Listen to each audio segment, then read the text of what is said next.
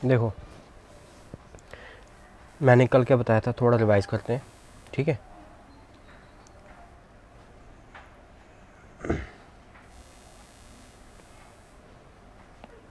मैंने पहले ऐसे बताया था कि मान लो एक आपकी क्या है, इंडिया का है ना मैप है ना, ठीक है, साथ में क्या है, ओशन है।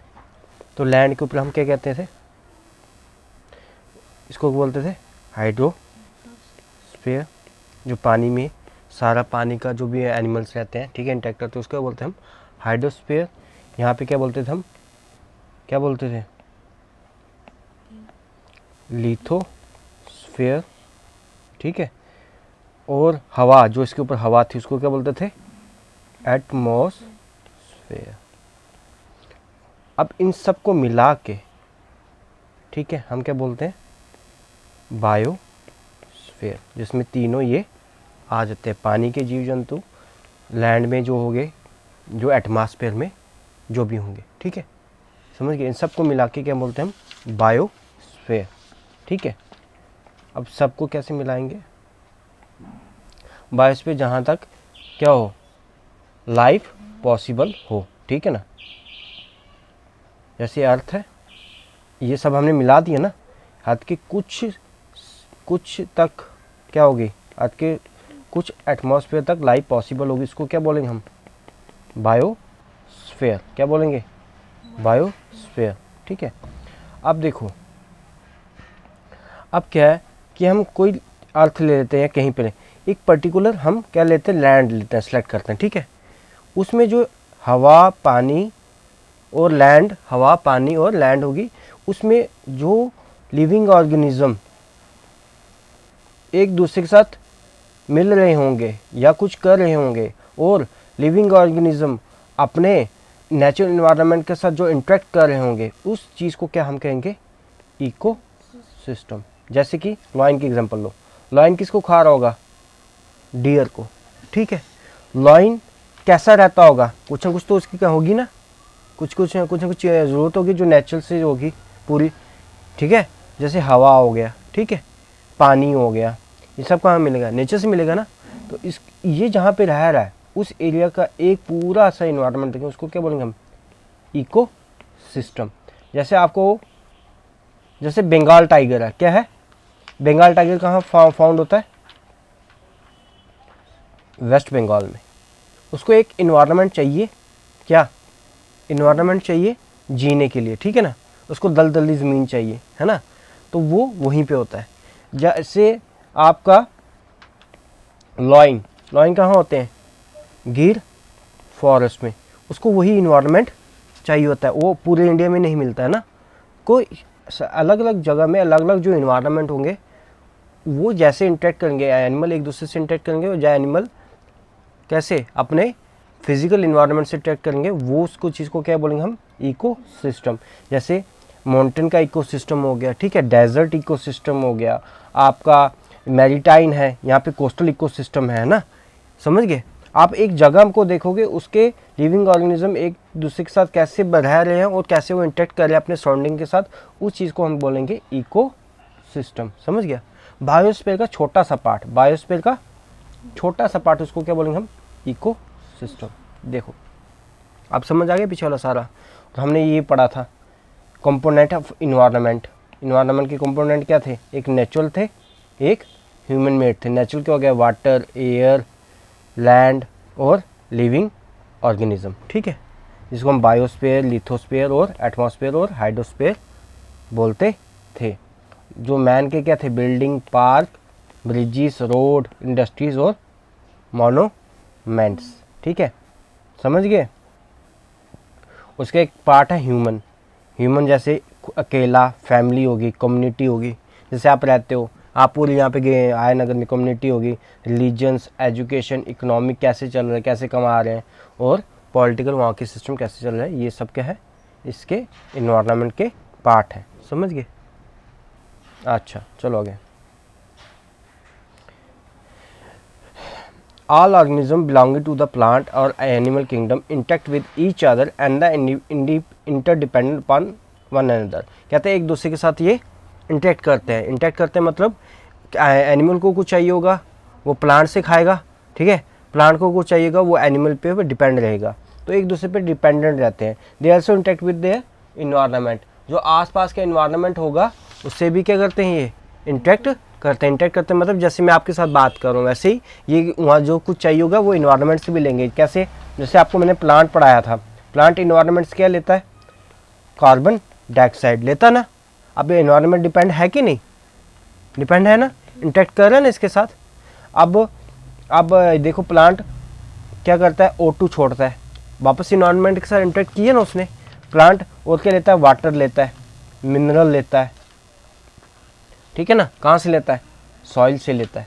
तो सॉइल कहाँ है, नेचुरल इन्वायरमेंट है ना, तो उसके साथ इंटरेक्ट कर रहा है ना, समझ गए। ऐसे प्लांट और एनिमल इंटरेक्ट करते हैं आपस में भी और नेचर के साथ में भी। आपस में कैसे, एक प्लांट के एग्जांपल हमने बताया था ना कि जो लेग्यूम्स होती हैं, ठीक है, उनके जड़ों में क्यों मिलता है, राइजोम्स रहते हैं ना, राइजोबियम रहता है। वो क्या करता है, प्लांट को क्या देता है, नाइट्रोजन देता है। यानी ये प्लांट और एनिमल की इंटरेक्शन होगी ना, हुई ना, समझ गए। प्लांट एनिमल की इंटरेक्शन, प्लांट इन्वायरमेंट की इंटरेक्शन, एनिमल इन्वायरमेंट की इंटरेक्शन, इस सबको क्या बोलते हैं, इस पूरे सिस्टम को बोलते हैं हम इको सिस्टम, समझ गए। एक पर्टिकुलर लैंड के ऊपर उसको क्या बोलते हैं हम, इको सिस्टम। ये इको सिस्टम की definition, the complex system of interaction between organism and their physical environment in a particular, याद रख, in a particular area is referred to as ecosystem. The size of the ecosystem varies greatly, as large as rainforest, grassland, desert, lakes as well as pond. समझ गए, वो आपका grassland भी हो सकता है, वो आपका रेन फॉरेस्ट भी हो सकता है, वो आपका तालाब इकोसिस्टम हो सकता है, वो आपका लेक हो सकता है, डेजर्ट हो सकता है, वो सब इको सिस्टम होता है, ठीक है ना, समझ गए। पर्टिकुलर एरिया, कोई एक पर्टिकुलर एरिया लेंगे, वहाँ पे देखेंगे कैसे इंटरेक्ट करेंगे। क्या वो लेक हो सकती है एरिया, वो आपकी डेजर्ट हो सकता है, वो आपका रिवर हो सकता है, वो आपका ग्रासलैंड हो सकता है, समझ गए। देखो a typical pond ecosystem contain fish, देखो उस इकोसिस्टम में क्या है, उस इकोसिस्टम में क्या है, आपको मछली मिल जाएगी, फ्रॉग मिल जाएगा, एल्गी मिलेगी, वाटर लिलीज मिलेगी और भी स्पीशीज मिलेगी। Most of the ecosystem are complex and contain thousand of interacting species, ठीक है। इकोसिस्टम बहुत ज़्यादा कॉम्प्लेक्स है और उसमें आपको बहुत ज़्यादा प्रजातियाँ मिलेंगी, ठीक है। वो एक दूसरे से कैसे इंटरेक्ट कर रही हैं, कैसे इन्वायरमेंट से इंटरेक्ट कर रही हैं, वो आपको और भी उसमें कॉम्प्लेक्स कर देगा। This interact with each other, वो एक दूसरे के ऊपर भी डिपेंड रहती हैं और वो इन्वायरमेंट के पे डिपेंड रहती हैं। इंटरेक्ट होता है यानी कि कैसे वो सांस लेते हैं। इंटरेक्ट होने का मतलब ये क्या नहीं, बातचीत करना नहीं, यहाँ पे इंटरेक्ट होने में मतलब कैसे वो डिपेंड है बाकी चीज़ों के ऊपर, ठीक है। ह्यूमन इन्वायरमेंट, अब human environment, human being also a part of environment, environment के हम भी हिस्से हैं, ठीक है। They are to an extent influence by the environment, ये भी इन्वायरमेंट से इन्फ्लुएंस होते हैं। They also able to adopt and modify the environment according to the need, ये क्या करते हैं, इन्वायरमेंट को चेंज कर देते हैं और अपने मुताबिक ढाल लेते हैं। जैसे आप देखा नहीं, ये देखो, ये पहला ये कोई जगह है, वहाँ पे पहले जंगल थे, उसने क्या किया, जंगल को काट के क्या बना दी, बिल्डिंग्स बना दी। अब इन्वायरमेंट उसने चेंज किया ना, समझ गए। This is continue dominating nature, जैसे साइंस और टेक्नोलॉजी की प्रगति होती गई है वो नेचर को कंट्रोल करना स्टार्ट कर गए हैं। The interaction of environment with the environment is complex in nature, it vary from place to place and time to time. Human being कैसे इन्वायरमेंट के साथ इंटरेक्ट करते हैं, कैसे उसको चेंज करते हैं, कैसे उसके साथ रहते हैं, ये जगह टू जगह चेंज होती रहती है। कैसे कैसे इसका मतलब क्या है, आप अगर अंटार्कटिक में जाओगे, ठीक है, वहाँ पे क्या है, आइस है ना, वहाँ पे ह्यूमन क्या करेगा, इग्लू बनाएगा ना, इग्लू बनाएगा ना, वो थोड़ी बनाएगा, बिल्डिंग थोड़ी बनाएगा। इग्लू देखा ना, इग्लू, इग्लू समझता है, बर्फ का ऐसे वाला होता है, समझ गए, ऐसा सा होता है ना। वो क्या कर रहा है, फिश खाएगा, वही मिलेगी वहाँ पे उसको, है ना। वो क्या करेगा, मोटे मोटे वार्म क्लॉथ डालेगा, समझ गए। अब ये डेजर्ट में ऐसे कर सकता है, डेजर्ट में ऐसे थोड़ी करेगा। डेजर्ट में उसको क्या करना है, वाइट क्लॉथ डालेगा, वो भी पतले वाले, ठीक है। डेजर्ट में क्या करेगा वो इग्लू तो बनेगा नहीं, वो क्या करेगा डेजर्ट में, वो घर बनाएगा। ठीक है, ठीक है। डेजर्ट में उसको पानी ज़्यादा चाहिए होगा, पानी को सेव करके रखेगा, यहाँ पे पानी की कमी नहीं होगी, समझ गए। तो एक जगह से लेकर दूसरी जगह में ह्यूमन का इन्वायरमेंट चेंज होता है, वो वैसा ही अपने आप को ढाल लेता है, समझ गए। आगे चलो, ह्यूमन के कैसे इवॉल्व हुआ, ह्यूमन कैसे विकसित हुआ। ठीक है, ह्यूमन ने क्या किया, इन्वायरमेंट के साथ एडजस्ट कर लिया। ठीक है, उनकी ज़्यादातर नीड जो है वो इन्वायरमेंट से ही फुलफिल होती हैं। ठीक है, जैसे कि हमारा खाना है ना, कहाँ से आता है, इन्वायरमेंट से आता है, प्लांट से आता नहीं। हम खाने के बिना रह सकते हैं, नहीं रह सकते। हमारा सांस कहाँ से लेते हैं, हवा से लेते हैं, हवा कहाँ है, इन्वायरमेंट में है ना, तो इसलिए काफ़ी ज़्यादा डिपेंड है। With the time quality and quantity of human will change, समय के साथ साथ उसकी क्वालिटी और क्वांटिटी भी चेंज है। The starting developing technique and new way to use the environment, वो नई नई टेक्निक्स को ईजाद करने लगे और नए नए रास्ते खोजने लगे ताकि वो इन्वायरमेंट को अच्छे से यूटिलाइज कर पाए। समझ गए, समझे।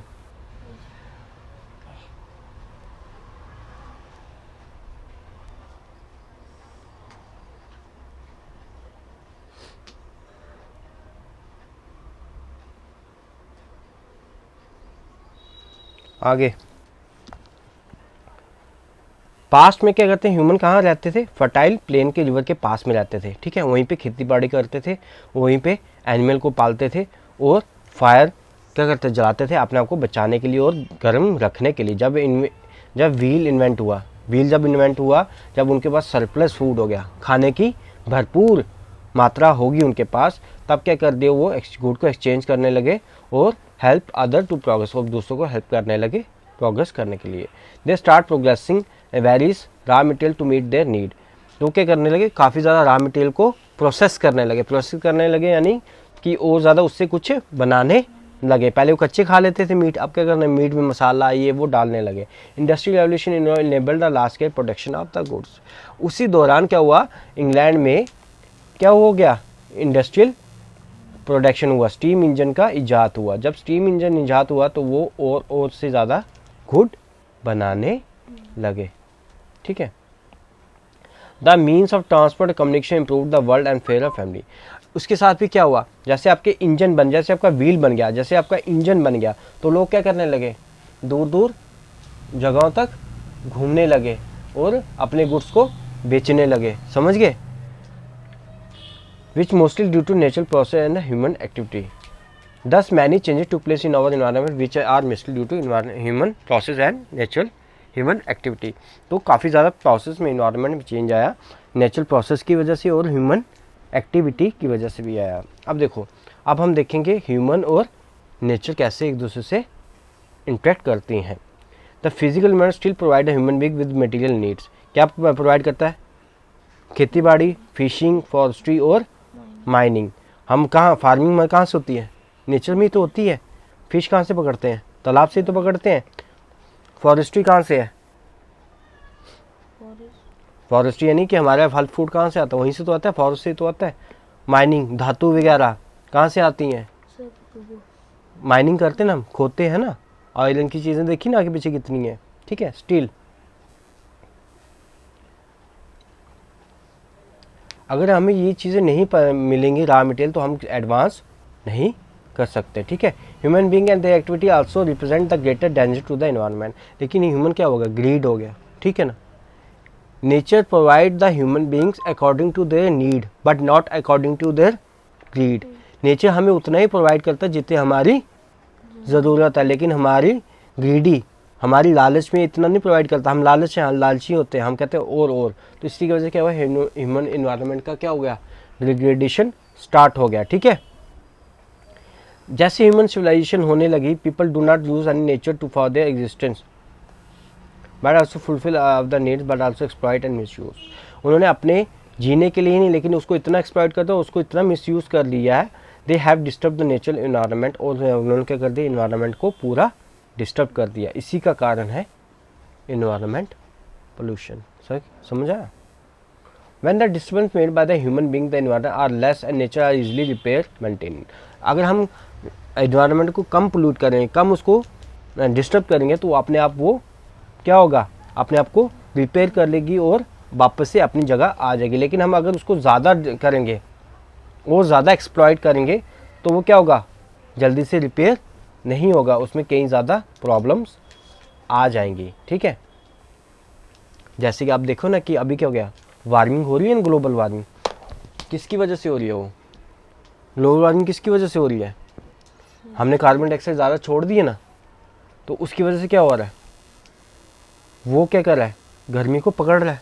तो हमारे यहाँ पे अर्थ ठंडी नहीं हो पाती रात में जितनी उसको होना चाहिए, क्योंकि वो हमारे पर, जैसे आपको गर्मी में क्या कर दो, आपके ऊपर कंबल रख दो, आपको क्या गर्मी फील होगी ना, ऐसे ही कार्बन डाइऑक्साइड करती है, अर्थ के ऊपर एक चादर सी बना देती है, वो क्या करती है, गर्मी को बाहर नहीं जाने देती। इसकी वजह से क्या होता है, अर्थ गर्म हो जाती है। ये सब क्या है, एक्सप्लॉइटेशन का ही तो सबूत है।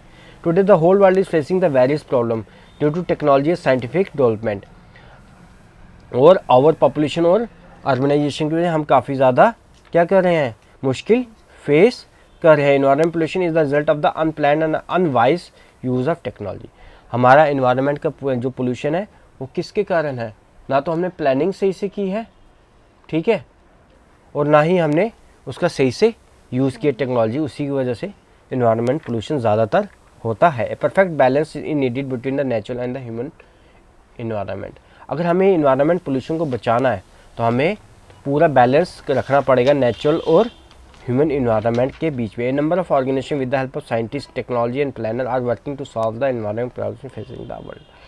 क्या कर रहे हैं कि साइंटिस्ट और टेक्नोलॉजिस्ट पर्सन ये काम कर रहे हैं ताकि हम एनवायरनमेंट पोल्यूशन की प्रॉब्लम्स को हल कर सके। It is important for us to understand the learn to live and use the environment in a harmony. ये बड़ा इंपॉर्टेंट हमारे लिए, हम एनवायरनमेंट को यूज़ करें आराम जितना हमें चाहिए और हम उसके साथ आराम से रह सकें। Only then the balance in the nature will be maintain. तभी ही नेचर में बैलेंस आएगा, नेचर ऐसी हो जाएगी वो अपने आप को वापस से रिपेयर कर लेगी। हम उसको ज़्यादा एक्सप्लॉइट ना करें, समझ गए? हम उसको ज़्यादा, हम एक्सप्लॉइट का मतलब क्या, हम बेफजूली का खर्चा ना करें, हम ज़्यादा जो हमें चाहिए बस उतना ही करें, उससे ज़्यादा नहीं करें। हम अपना रिन्यूएबल एनर्जी पे फोकस करें, यानी कि हम क्या करें, हम इलेक्ट्रिक व्हीकल ज़्यादा यूज़ करें, ठीक है ना, फॉसिल फ्यूल का कम यूज़ करें।